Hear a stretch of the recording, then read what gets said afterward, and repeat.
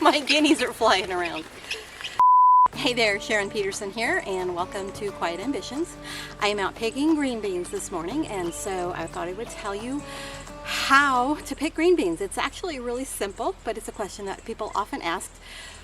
Three things: when to pick, how to pick, and then what to do next.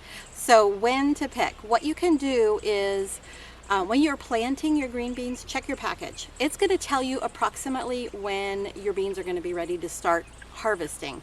It might be 60 days, might be 70 days. It just depends on the variety that you're planting.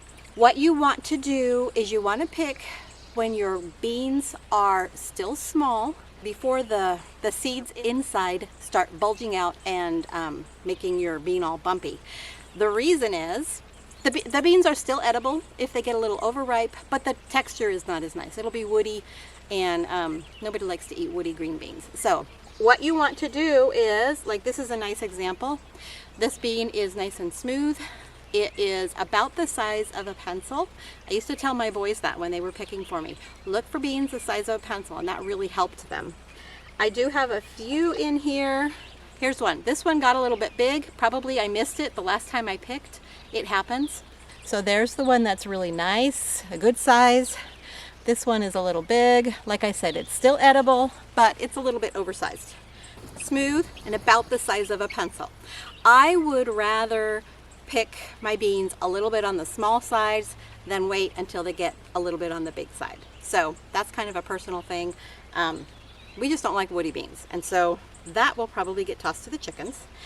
If while you are picking you find these because you missed one the last time you picked, go ahead and pull it off the plant, because the more you pick, the more the plant will produce. If I left this on the plant recognizes that this is seeds it's producing, and so it won't. If you leave a lot of them, it'll stop producing because it's going to put all its energy into maturing these beans. Plant's whole goal is to make as many seeds as possible. So if you keep pulling the seeds off, it'll keep producing them.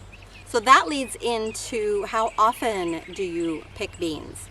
So once you have started picking, you want to be ready to pick every day, or at a minimum every other day. Beans mature really fast. So, you know, I have some really small beans here. I'll sacrifice one.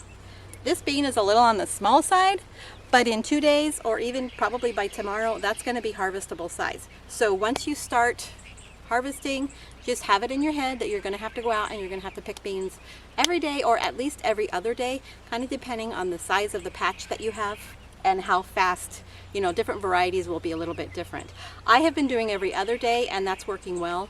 When I first started, I did it every day, but they're slowing down a little bit, so every other day is working. That leads us into how to pick. It's really simple. You're just going to look for your beans. When you find one, you're just going to take it and you're just going to pull it off the vine. It's as simple as that. What the trick is it's like an Easter egg hunt. You really have to dig. So I'm going to move these branches around. I often will pick the whole plant up. Usually they're draped over. Look underneath.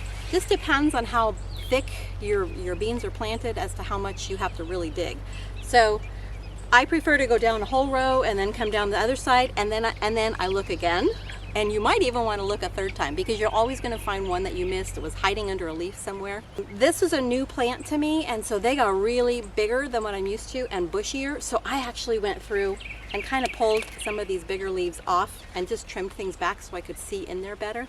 But pick the plants up, you're going to have to move things around and really look and see what's there. Now you want to try not to break the branches. It happens sometimes, but you know, when you break a branch off, any beans that are on that branch are not going to mature, so you don't want to do that.